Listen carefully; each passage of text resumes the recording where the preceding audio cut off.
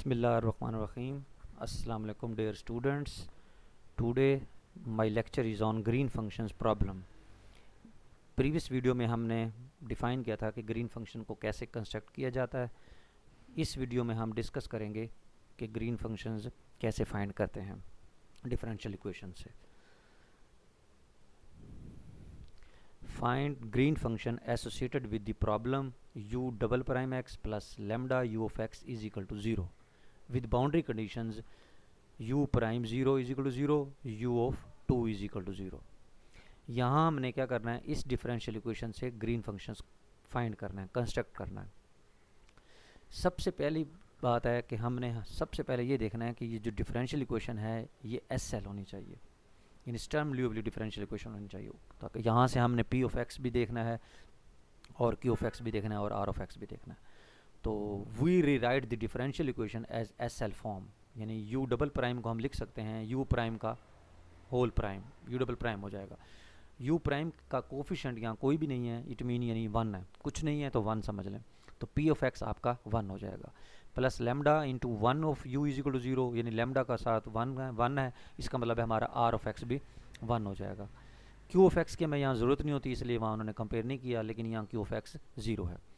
ये आपका ए हो जाएगा और ये आपका बी हो जाएगा, यानी 0 u of 0 is equal to 0 और u of 2 is equal to 0 है। तो आप इसे a ले लें, इसे b ले लें, a आपका 0 हो जाएगा, b आपका 2 हो जाएगा। तो सबसे पहले जब भी हमने ग्रीन फंक्शन को कंस्ट्रक्ट करना होता है तो हमने डिफरेंशियल इक्वेशन के अंदर lambda is equal to 0 put करके इसको चेक करना है कि lambda is equal to 0 eigen value है या नहीं। तो first of all we check that if lambda is equal to 0 is eigen value, then आपने लैम्डा इज इक्वल टू 0 यहाँ जब पुट किया तो यहाँ से आ गया U double prime is equal to 0।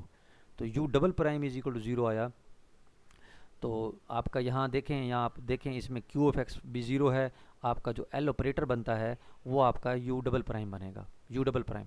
इसलिए उन्होंने लिखा है L U of X is equal to 0, यानी U double prime is equal to 0, यानी आपका जो एस एल ऑपरेटर है वो D square over D X square है, क्योंकि यहाँ क्यू वाली टर्म नहीं है, पी आपका 1 है, इसलिए हमारा जो ऑपरेटर एल है वो D square over D X square बनेगा। तो यू डबल प्राइम को लिख सकते हैं D square U is equal to 0। तो यहाँ से करेक्टरिस्टिक इक्वेशन बनाई तो D square is equal to 0, U not equal to 0। तो D square is equal to 0 का मतलब है डी 0 0 आ गया, यानी रियल रूट्स रिपीटेड। तो हम आपका यू एक्स जो होगा वो ए प्लस बी एक्स होगा, ए प्लस बी एक्स, यानी होमोजीनियस डिफरेंशियल इक्वेशन को सॉल्व करने का मेथड है। उसमें अगर आपके पास रूट्स रियल और रिपीटेड आ जाते हैं तो सोल्यूशन पॉलिनोमियल की फॉर्म में होता है, और अगर इस क्योंकि 2 दफ़ा है इसलिए डिग्री 1 तक इसको एक्सपेंड किया हुआ है इन्होंने। तो U of X is equal to A plus B X आपका जनरल सोल्यूशन होगा। यू प्राइम इसका लिया क्योंकि कंडीशन प्राइम के ऊपर भी है, इसलिए हमने यू प्राइम एक्स कैलकुलेट किया तो वो आपका बी आएगा। इस यू एक्स के ऊपर आपने कंडीशंस को अप्लाई करना है, u2 इज इक्वल टू 0 और u prime 0 is equal to 0। तो apply the boundary conditions end points condition for u prime is equal to 0। जब u प्राइम को 0 रखा तो b आपका 0 हो गया। फिर आपने u of 2 is equal to 0 रखा, तो b अगर 0 है आपका, b 0 है तो इसका मतलब है सोल्यूशन तो आपका सिर्फ u x a बन गया। तो जब u2 को 0 रखा तो जहाँ x है वहाँ 2 पुट करेंगे तो हमारे पास क्या आ जाएगा, u2a आ जाएगा। लेकिन यहाँ u2 0 है तो इसलिए a भी 0 हो जाएगा। तो a भी 0 b भी 0, तो आपका ux जो है वो 0 आ गया, which is the trivial solution. इसका मतलब है lambda is equal to 0 is eigen value, is not eigen value.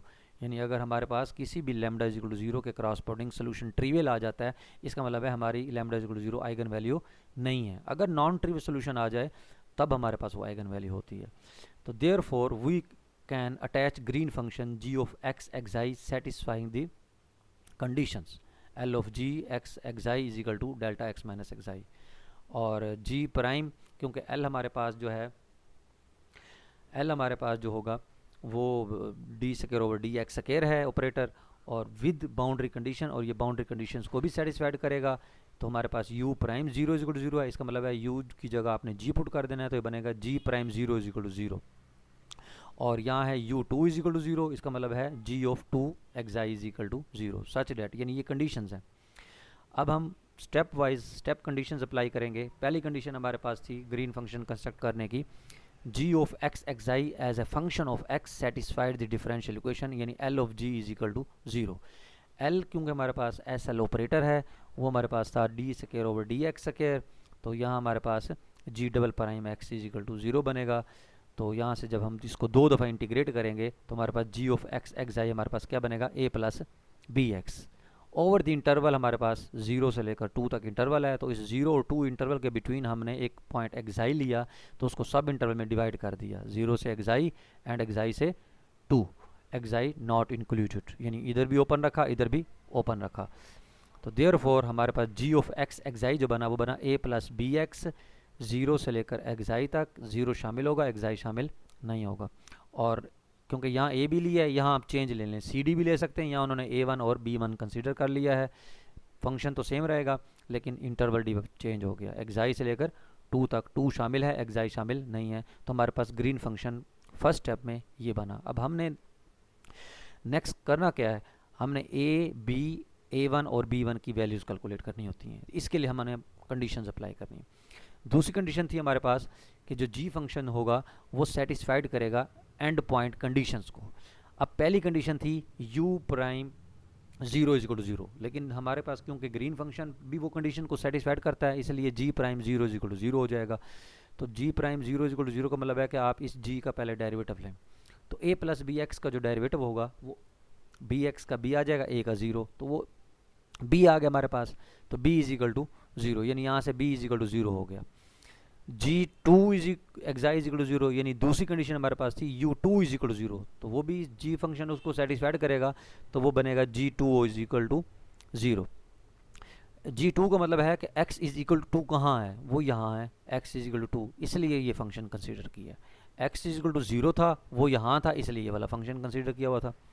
तो G2 इज इक्वल टू 0 का मतलब है A1 प्लस B1, यहाँ प्राइम नहीं है इसलिए इसका डेरिवेटिव नहीं लिया, तो जहाँ x है वहाँ हमने 2 पुट कर दिया, तो बना A1 plus 2B1 is equal to 0। तो यहाँ से उन्होंने B1 की वैल्यू कैलकुलेट की है, और ये ज़रूरी नहीं है कि ये B1 पहले कैलकुलेट करें, आप A1 भी कैलकुलेट कर सकते हैं। तो B1 is equal to minus A1 over 2, यानी आपके पास अब B इज इक्वल टू 0 हो गया और B1 की ये वैल्यू होगी, तो दोनों वैल्यूज़ आपने इस G में पुट कर देनी है। तो B 0 है, तो यहाँ से हमारे पास A बचेगा 0 less than x less than एक्साई, और नीचे जो है A1 है प्लस B1 की वैल्यू पुट की उन्होंने माइनस A1 बाई 2, तो यहाँ से A1 और यहाँ से A1 कॉमन लिया, तो 1 माइनस x बाई 2 इस इंटरवल में उन्होंने, यानी अब ग्रीन फंक्शन हमारा ये कैलकुलेट हो गया। अब यहाँ हमारे पास दो अननोन फिर है A और A1, इसका मतलब हम मजीद कंडीशन अप्लाई करेंगे। फॉर एग्जाम्पल अगर हमारे पास यहाँ A और A1 कैलकुलेट हो जाते हैं तो हमें नेक्स्ट स्टेप करने की ज़रूरत नहीं है, यानी प्रॉपर्टीज़ 2 तक ही हम इसको सॉल्व करेंगे और यहीं क्वेश्चन स्टॉप हो जाएगा। तीसरी कंडीशन हमारे पास है कि g function as the function of x is continuous everywhere in 0 से 2 and in particular at x is equal to xi, यानी at x is equal to xi पर ये फंक्शन कंटिन्यूस है, तो उसकी पहली बात है कि लिमिट एग्जिस्ट होनी चाहिए, इसलिए उसकी लेफ्ट लिमिट और उसकी राइट लिमिट बराबर होगी। g की लेफ्ट लिमिट 0 के ऊपर यानी एक्साई माइनस 0, और g की राइट लिमिट 0 पर तो एक्साई प्लस 0, यानी एक्साई की लेफ्ट लिमिट फाइंड कर रहे हैं तो एक्साई माइनस 0 करेंगे, ये नोटेशन है, और राइट लिमिट चेक करेंगे तो एक्साई प्लस भी लिख सकते हैं, एक्साई प्लस 0 भी लिख सकते हैं। तो एक्साई माइनस 0 का मतलब है कि एक्साई से छोटी वैल्यू, तो एक्साई से छोटी वैल्यू यहाँ लाई कर रही है, एक्स लेस दैन एक्साई, यहाँ किस क्या वैल्यू आ गई ए, तो यहाँ हमने लिख दिया A is equal to, equal वैसे ही एक्साई प्लस का मतलब है एक्साई से बड़ी वैल्यू, तो वो इस इंटरवल में है एक्स ग्रेटर देन एक्साई, तो यहाँ हमारे पास जहाँ जहाँ एक्स है वहाँ एक्साई पुट कर देंगे, तो यहाँ आ जाएगा A1 1 माइनस एक्साई ओवर 2, तो यहाँ से आपके पास ए की वैल्यू कैलकुलेट हो गई A1 1 माइनस एक्साई बाई 2, तो ये आपने इस ग्रीन फंक्शन में पुट किया ए की जगह, तो ये आ जाएगा A1 1 माइनस एक्साई बाई 2 और A1 1 minus एक्साई by 2 1 minus x by 2 sorry, तो ये आपके पास ग्रीन फंक्शन बन गया है। यहाँ अब आपके पास A1 है जो आपने कैलकुलेट करना, इसका हमने डेरिवेटिव लिया जी प्राइम, क्योंकि नेक्स्ट कंडीशन चौथी जो है वो प्राइम के ऊपर है, इसलिए हमने इसकी कंडीशंस अप्लाई कर दी इस पर।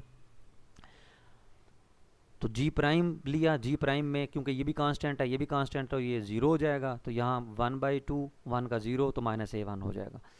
तो यहाँ आपने जी प्राइम क्योंकि डिसकंटिन्यूटी की कंडीशन है, तो g prime lower limit minus g prime upper limit which is equal to -1 over p xi, तो यहाँ आपने p की वैल्यू क्योंकि 1 है, p एक्साई भी 1 होगा, तो आपने जब उसमें पुट किया तो आपके पास यहाँ से a1 की वैल्यू